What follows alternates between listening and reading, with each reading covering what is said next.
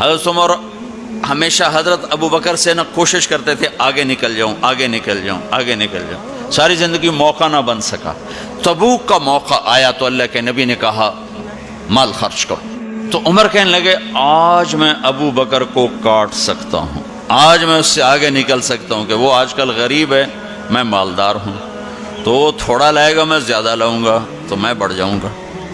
لہٰذا انہوں نے اپنے مال کا آدھا حصہ، آدھا گھر میں رکھا اور آدھا لے کر آئے۔ ابو بکر نے جھاڑو پھیر دیا، جو کچھ تھا وہ سارا سمیٹ کے لے آئے۔ جب دونوں پراپرٹی سامنے رکھی گئیں تو حضرت عمر کی بہت زیادہ نظر آ رہی، ابو بکر کی بہت تھوڑی نظر آ رہی، لہذا حضرت عمر بڑے اطمینان میں کھڑے کہ آج جیت خطاب کے بیٹے کی ہے۔ میں قربان جاؤں، اللہ رسول تو جانتے ہیں کہ کون کیا کر کے آیا ہے، تو میرے نبی نے سوال ہی بدل دیا، جو اس موقع کا سوال ہی نہیں۔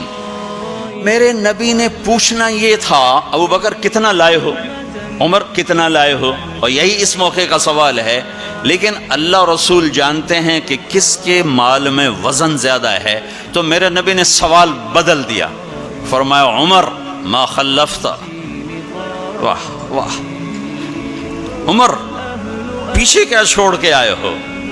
تو حضرت عمر تو وہیں دھڑم ہو گئے گا، با میں گیا، سوال سے ہی وہ پتہ چلے گا، با میری کلی اڑ گئی وکٹ۔ عمر ما خلفت یا ما ترکت لأہلک، یہ دونوں الفاظ ہیں، پیچھے گھر والوں کے لیے کیا چھوڑا؟ تو پہلے حضرت عمر بڑے جوش میں کھڑے تھے، پھر ایک دم ڈھیلے ہو گئے، کہنے با جی آدھا چھوڑا ہے آدھا لایا۔ پھر آپ نے کہا ابا بکر ما خلفت یا ما ترکت لأہلک، ابو بکر تو پیچھے چھوڑ کے کیا آیا، بچوں کے لیے کیا چھوڑ کے آیا؟ تو انہوں نے کہا ترکت اللہ ورسول، میں تو اللہ اس کے رسول کو چھوڑ کے آیا ہوں، باقی سب کچھ لے آیا۔ تو اس پر عمر کہنے لگے ابو بکر میں نہیں تجھ سے آگے بڑھ سکتا، کوئی بھی تجھ سے آگے نہیں بڑھ سکتا۔ اور اگلی سنو،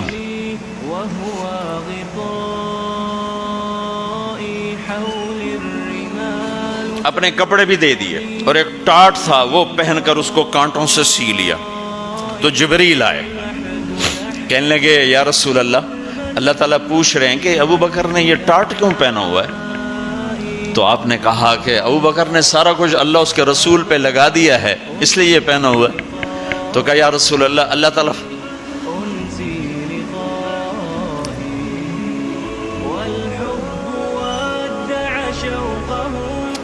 اللہ تعالیٰ فرما رہے ہیں ابو بکر سے پوچھو مجھ سے راضی تو ہے، مجھ سے راضی تو ہے، اس فقر میں مجھ سے راضی ہے؟ میں تو اتنا سفر کر کے آیا ہوں، حالانکہ ابھی 4 دن پہلے میں 12 ملکوں کا 10 ملکوں کا سفر کر کے ہوں، ساری ہڈیوں میں درد ہے، میں اس لیے آیا ہوں کہ چلو کوئی بخشش کا بہانہ مل جائے، کوئی بخشش کا بہانہ مل جائے، اللہ راضی ہو جائے۔